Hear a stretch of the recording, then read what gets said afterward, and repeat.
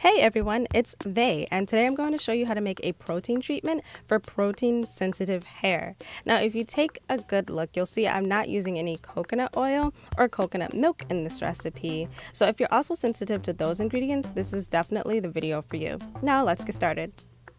The first thing you'll be needing is a banana. We'll also be working with extra virgin olive oil.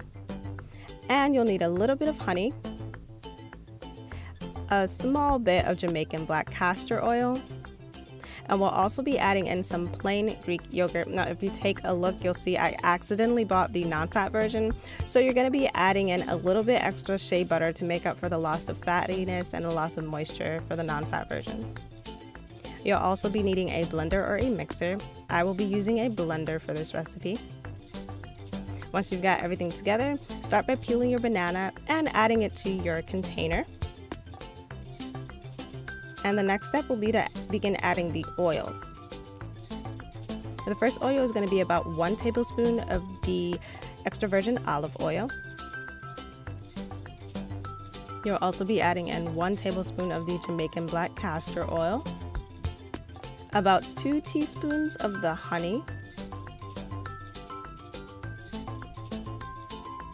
and you'll be adding about 1/4 cup or 1 large spoonful of the non-fat plain Greek yogurt.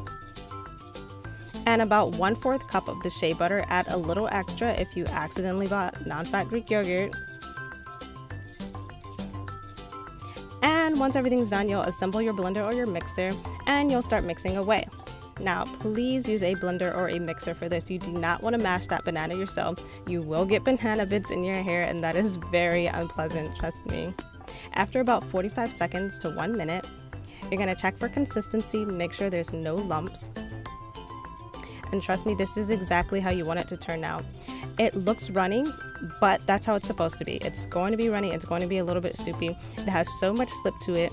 It does not make your hair dry or brittle. Your scalp's not going to be itchy. This is perfect for thick hair, for type 4 hair. I use it about once a week and I have a mix of 4A and 4B hair. This is perfect, trust me.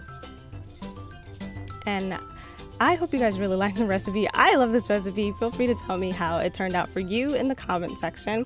And don't forget to like and subscribe. I will see you in the next video. God bless.